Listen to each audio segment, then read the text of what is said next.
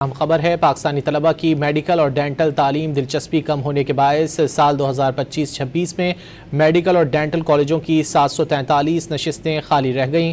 مزید جانیں گے ڈان نیوز کے نمائندے امید علی سے۔ امید بتائیے۔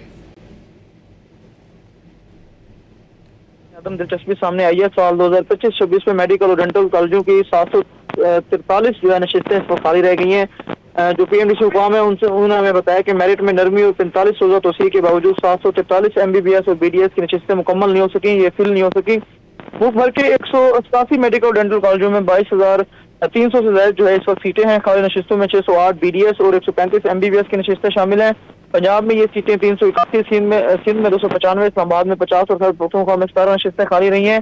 حکام کے مطابق MBBS کے لیے کم از کم میرٹ پہ 55 سے 52% اور BDS کے لیے 50 سے 47% کیا گیا تھا۔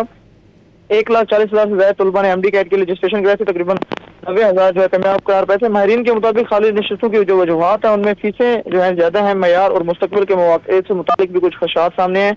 25 سے 30,000 پاکستانی طلباء اس وقت بیرون میڈیکل اور ڈینٹل تعلیم میں ڈینٹل کالجز میں جو ہے اس وقت تعلیم حاصل کر رہے ہیں۔ جی بہت شکریہ امید علی ان تفصیلات کے لیے۔